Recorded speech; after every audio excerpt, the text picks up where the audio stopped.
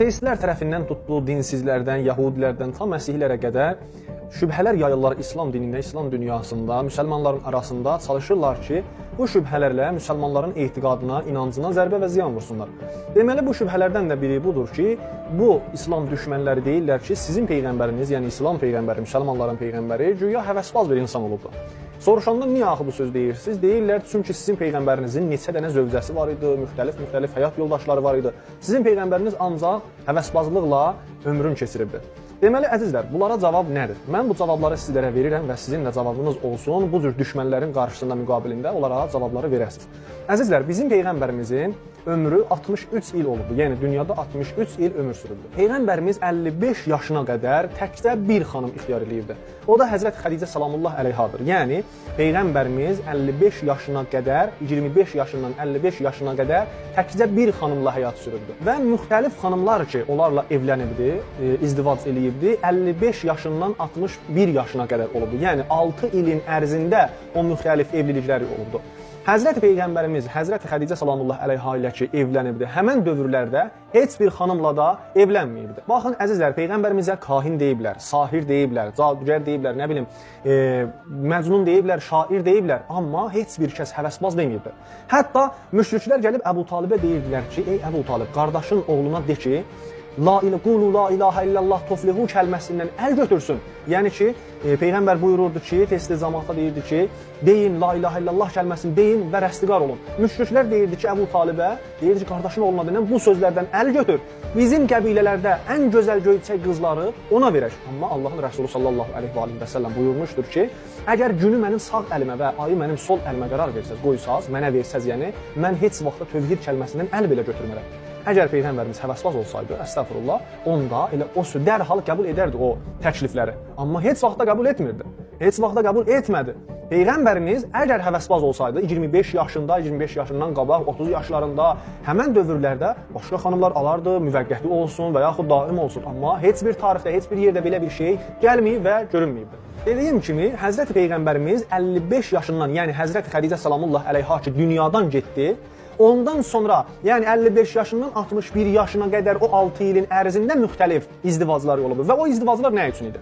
Əziz müsəlmanlar, İslam dini o zamanlar hələ möhkəmlənməmişdi.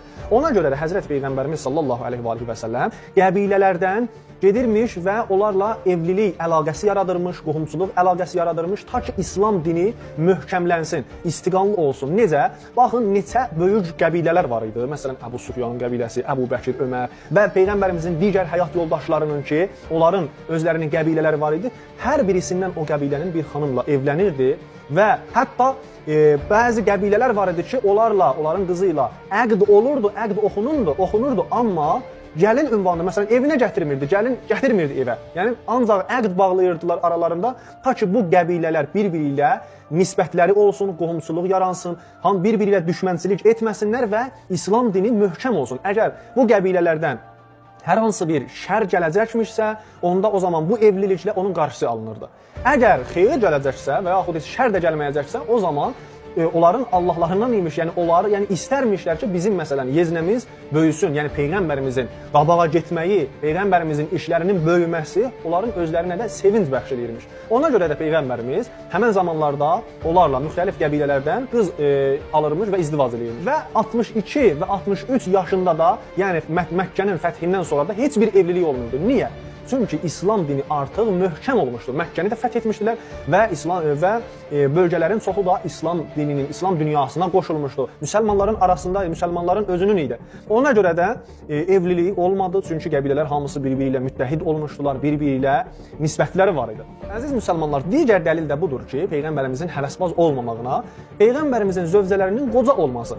Baxın, Ümmü Sələmə deyibdi, ey Allahın Rəsulu, mən özüm yaşlı bir xanımam, yəni mən qoca bir xanımam, özü də 4 uşağım vardı, yetim qalıbdı. Və həmçinin Peyğəmbərimizin digər həyat yoldaşı deyirdi ki, ey Allahın Rəsulu, mənim ərim şəhadətə çatdırdı və mən hal-hazırda 5 dənə yetim qızın sahibiyəm, özüm də qocalmışam, mən sizin dərdinizə dəymərəm. Amma Allahın Rəsulu sallallahu aleyhi və səlləm yenə də vəslət qurubdu, izdivac eləyibdi. Yəni həvəsbazlıq getdikcə cavan insanlara, məsələn bir adam ki həvəsbazdır, gedib cavanlarını götürər, gedər cavanlarla evlənər. Amma Peyğəmbərimiz qoca xanımlarla evlənirdi. Bəli, Peyğəmbərimizin həyat yoldaşlarının cavanları da olubdu, amma qoca xanımlar cavanlardan çox olurdu. Cavanlardan, məsələn, bir dənə, iki dənə, bəlkə üç dənə cavan xanım olardı. Amma Peyğəmbərimizin həyat yoldaşlarının çoxu yaşları yuxarıymış və qocaymış. Ona görə də Peyğəmbərimizə bu nisbəti verirlər. Düşmənlərimiz, İslam düşmənləri bu nisbətləri verir, hamısı yanlışdır. Ancaq istəyirlər avam milləti aldadarlar. O kəslər ki, belə sözlərdən, belə şeylərdən xəbərləri yoxdur. Onları aldatmaq üçün belə nisbətləri verirlər Peyğəmbərimizə və bu ihanətləri eləyirlər.